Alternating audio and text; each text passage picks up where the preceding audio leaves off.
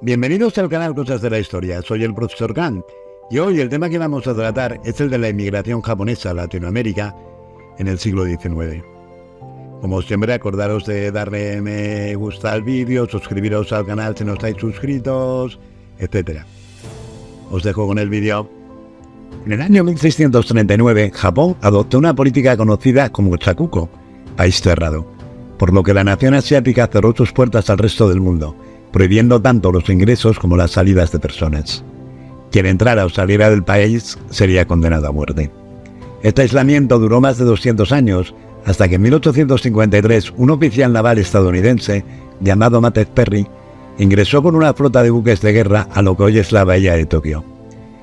Perry logró forzar a Japón a reabrirse al comercio internacional, pero el país siguió prohibiendo a sus ciudadanos abandonar el territorio. Fue con la llegada del emperador Meiji, 15 años más tarde, cuando Japón permitió la migración. Y no solo la permitió, sino que la fomentó. Meiji aplicó políticas de Estado que representaban un giro de 180 grados para el país asiático. Puso fin al sistema feudal y empezó a transformar al país de una economía agraria a una industrial y capitalista. El proceso de modernización llevado a cabo durante la llamada Era Meiji, entre 1862 y 1912, eventualmente convertiría a Japón en una de las potencias del mundo. Pero las reformas inspiradas en Occidente fueron tan vertiginosas que causaron una rápida transformación social, llevando a cabo a miles de personas de las zonas rurales a las ciudades. Los grandes centros urbanos como Tokio y Osaka empezaron a tener problemas de sobrepoblación.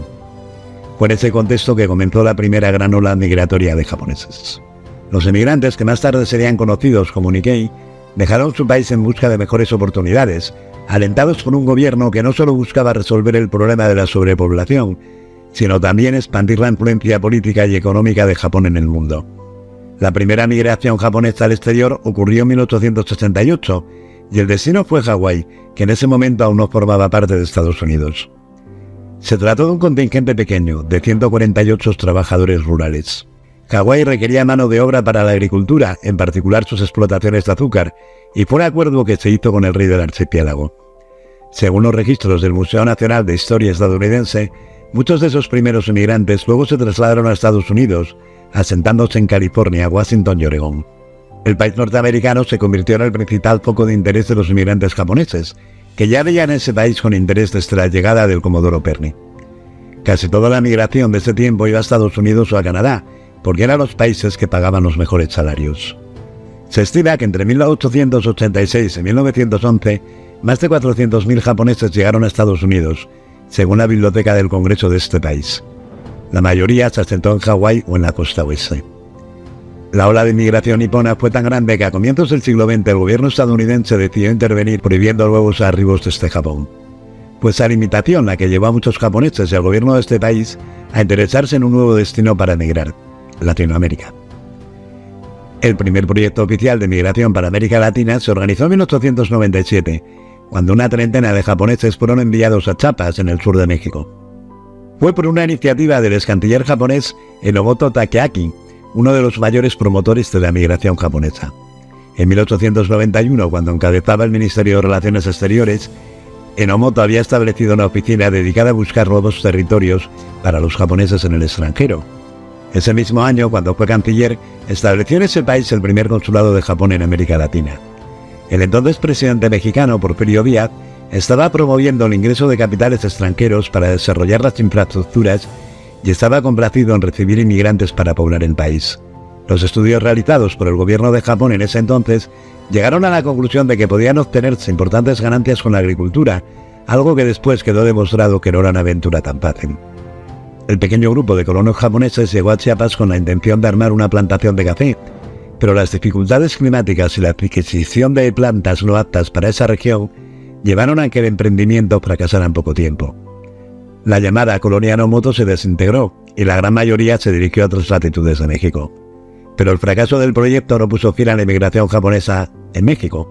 El gobierno mexicano otorgó nuevas concesiones para la explotación de minas y la construcción de ferrocarriles, y las empresas a cargo requerían más mano de obra de la que podían obtener en México.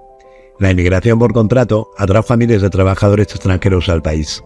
La gran mayoría terminó cruzando la frontera a Estados Unidos, Y consciente de este fenómeno, el gobierno estadounidense firmó acuerdos para limitar también la migración nipona a México. Es por este motivo que la comunidad japonesa en México terminaría siendo bastante más pequeña que las de Brasil o Perú, las dos naciones sudamericanas que más atrajeron a trabajadores japoneses a comienzos del siglo XX. Los primeros japoneses que llegaron a Perú y a Brasil también lo hicieron como inmigrantes por contrato. A finales del siglo XIX, Perú requería de mano de obra para su creciente industria azucarera, y fue así que en 1899 arribaron los primeros 790 Nikkeis, o sea, inmigrantes japoneses, contratados para trabajar en haciendas de la costa. Según el Museo de la Inmigración Japonesa al Perú, ese primer grupo consistió enteramente de hombres, pero le siguieron otros 82 grupos, ya integrados también por mujeres y niños, hasta 1923, en que finalizó la migración por contrato.